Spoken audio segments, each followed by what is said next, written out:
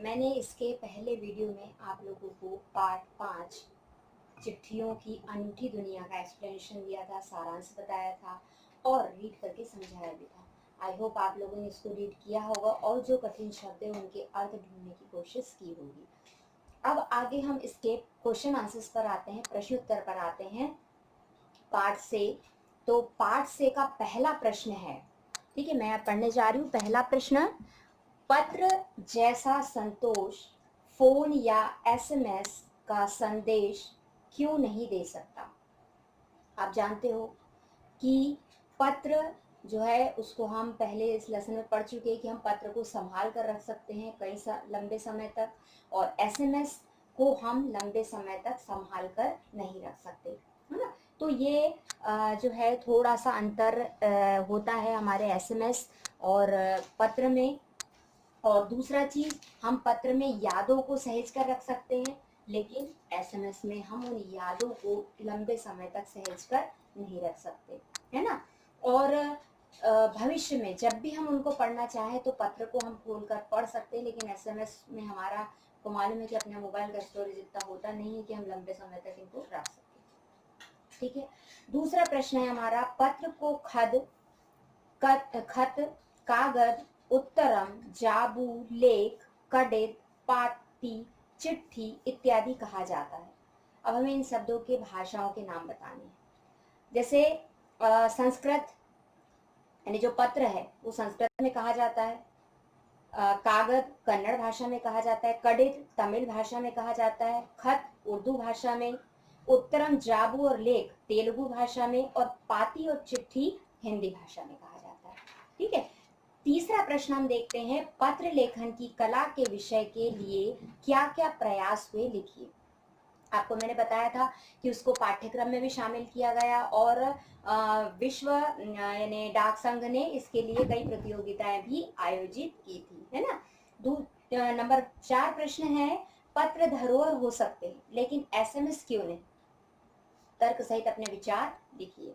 पत्र धरोहर हो सकते हैं पर एसएमएस नहीं, उसका कारण है कि पत्रों को हम भविष्य के लिए संभाल कर रख सकते, धरोहर मतलब उनको हम संभाल कर रख सकते हैं, पर एसएमएस संदेशों को हम जल्दी ही भूल जाते हैं, बहुत सारे होते हैं तो हम उनको भूल जाते हैं। नंबर 5 क्वेश्चन, क्या चिट्ठियों की जगह कभी फैक्स, ईमेल, टेलीफोन तथा मोबाइल ले सकते हैं।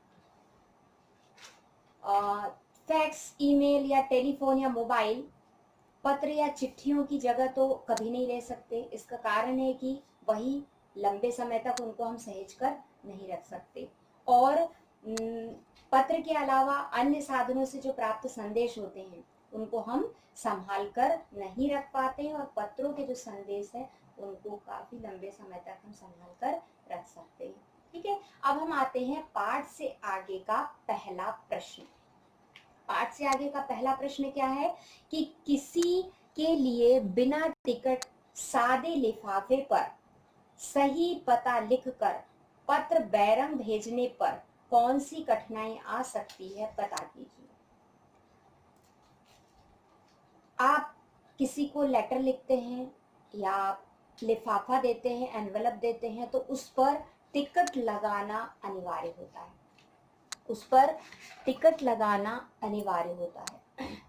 क्योंकि आपने टिकट नहीं लगाया, यदि मतलब उसको जब हम टिकट नहीं लगाते तो उसको बैरंग लिफाफा बोलते हैं, तो वह टिकट जब हम बिना टिकट लगाए भेजते हैं तो जिस के पास वह पत्र हम भेज रहे हैं उसको जुर्माने के तौर पर उस टिकट का पैसा देना पड़ता है, ठीक है। अगला प्रश्न हम देख रहे हैं, पिन कोड भी संख्याओं से लिखा गया एक पता है, कैसे।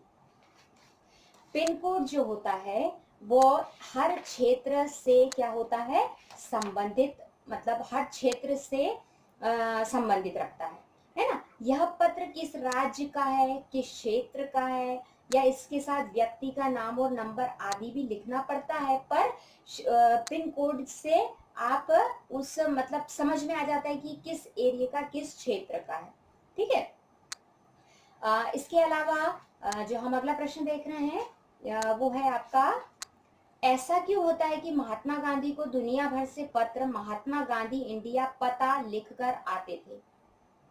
महात्मा गांधी को सब लोग जानते थे और ये भी जानते थे सब लोग कि महात्मा गांधी इस समय कहाँ है।